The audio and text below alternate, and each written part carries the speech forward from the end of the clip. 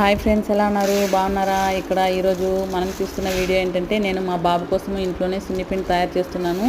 So దానికి నేను తీసుకునే ఇంగ్రీడియంట్స్ ఏంటంటే, ముడిపెసలు. చూసారు కదా, ముడిపెసలు ఎంతగా భలే ఉన్నాయి కదా, చూస్తూ ఉంటేనే తినాలనిపిస్తుంది. చాలా మటుకు ఇప్పుడు అందరూ ఇవే యూస్ చేస్తున్నారనమాట, స్ప్రౌట్స్ కోసం కూడా. సో ఇక్కడ మనము సున్నిపిండి తీసుకునే ఇంగ్రీడియంట్స్ చూస్తే, ముడిపెసలు, శనగపప్పు, ఇంకా పచ్చి బియ్యము మరియు రోజెస్.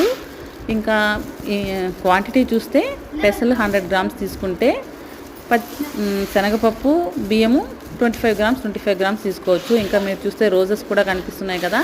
ఇక్కడ మనం రోజెస్ ఎందుకు యాడ్ చేస్తామంటే, మంచిగా ఫ్రాగ్రెన్స్ అనేది వస్తూ ఉంటుంది. సున్నిపిండిలో బాగా స్మెల్ బాగుంటుంది ఫ్రెండ్స్ యూజ్ చేసేటప్పుడు. నేను మా పాపకైతే రెడీమేడే యూజ్ చేస్తాను, బట్ బ్రదర్ అడ్వైస్ చేశాడనమాట, ఈసారి అందరూ ఇప్పుడు హోమ్ మేడ్సే యూజ్ చేస్తున్నారు, నువ్వు కూడా ఒకసారి యూజ్ చేయొచ్చు కదా అనేసి. ఆల్రెడీ నేనైతే చేశాను ఫ్రెండ్స్, మంచిగా రిజల్ట్ వచ్చింది. సో ఇక్కడ చూస్తున్నారు కదా, ఫ్లవర్స్ కూడా ఎంత బాగున్నాయంటే చాలా ఫ్రెష్గా ఉన్నాయి ఫ్రెండ్స్.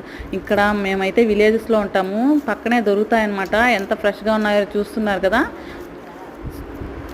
ఇవి మొత్తము పెసలు, శనగపప్పు, బియ్యము బాగా ఎండలో ఎండబెట్టేసి, ఇంకా ఈ ఫ్లవర్స్ యొక్క రేకులు కూడా బాగా ఎండితే మొత్తము గ్రైండ్ చేసుకుంటే అప్పుడు మనకి సున్నిపిండి అయితే రెడీ అయిపోతాయి. చూడండి ఎంత ఫ్రెష్గా ఉన్నాయో ఫ్లవర్స్ అయితే, చూస్తుంటే భలే ముచ్చటేస్తుంది కదా. మీకు అలానే అనిపిస్తుందా? సో ఇక్కడ మాకైతే ఇప్పుడు రెయినీ సీజన్ ఫ్రెండ్స్, ఎండ ఎక్కువ రావటం లేదనమాట. సో 2-3 రోజులు టైం పడుతుందేమో ఎండడానికి, చూద్దాం. ఒకవేళ రేపైతే ఈరోజు ఎండ వస్తే గమని నిండిపోతుంది. Bye bye friends.